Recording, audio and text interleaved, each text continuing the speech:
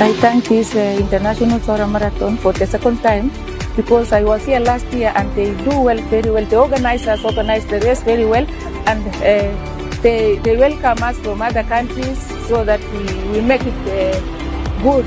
So now again, I'm here again and the route is very nice. I see the route is very nice and they do very well in everything. And I see the arrangements are very good. So I am saying that I want to win this race and God bless you.